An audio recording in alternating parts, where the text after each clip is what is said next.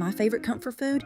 It just might be Greek lasagna. If it's not my absolute favorite, it's definitely near the top. The meat sauce is beefy and flavorful, and it seeps down into the pasta, making it all the better. And the cheesy béchamel sauce is light and airy, creating the perfect texture against the heavier pasta meat sauce. I'm chopping the onions using my no-tear chopping method.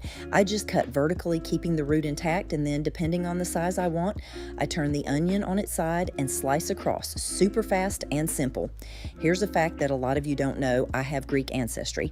My great-grandmother was full-blooded Greek, and it just so happens that I love Greek food. This Greek lasagna, as I call it, it's actually a staple in Greece and is called Pastitsio, and it's my favorite Greek comfort dish. I'm serving it this week to a bunch of young men and women at a graduation party for my daughter.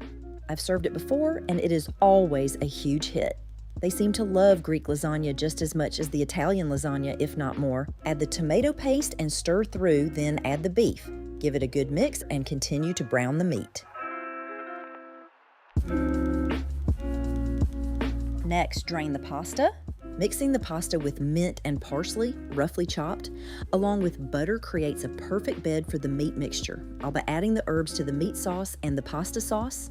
I have some old bread I'm rubbing between my impeccably clean hands, as Julia Childs would say.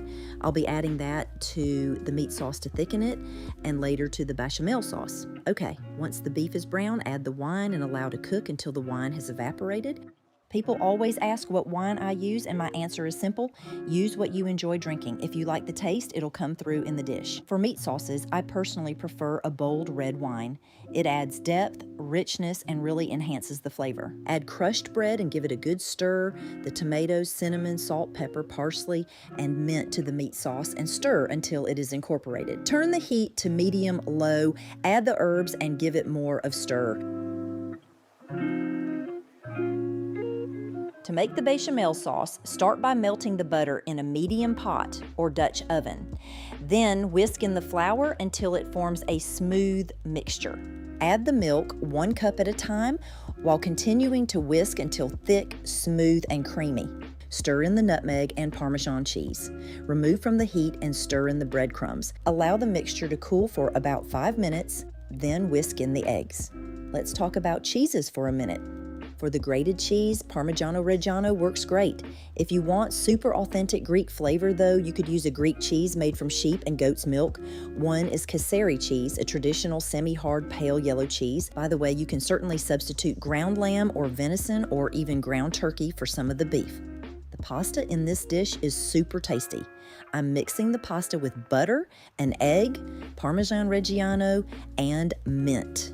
This gives a bit of creaminess to the pasta and creates a perfect bed for the meat mixture. Mixing with your hands to me is the easiest way to know that you have coated all the pasta. Another question I get is, what's the difference between Greek lasagna and Italian lasagna? Taste-wise, the most delicious difference is the layer of bechamel sauce in a Greek pastitsio recipe. In French cuisine, a bechamel white sauce typically consists of just butter, flour, and milk. But eggs, particularly the egg yolks, add richness and a silky texture to Greek comfort food like pastitsio and moussaka.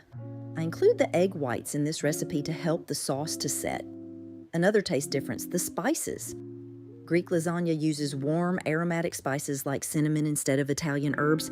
And one last difference is the choice of pasta. Greek lasagna uses tube pasta instead of flat noodles. Ziti works great in this dish, but today I'm using penne instead. Incorporate all the ingredients really well and pour in the pasta coating every single piece. I like to neatly layer the pasta in a casserole dish so that when you cut through it, you get this beautiful layer of pasta tubes. It's so pretty to me. I usually layer up 2 to 3 layers before adding the meat.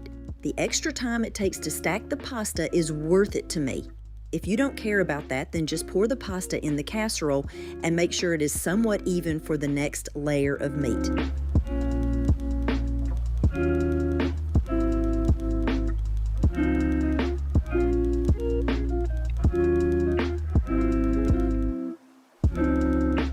Smooth the meat sauce, making a bed for the bechamel sauce. Carefully spoon the bechamel sauce over the meat.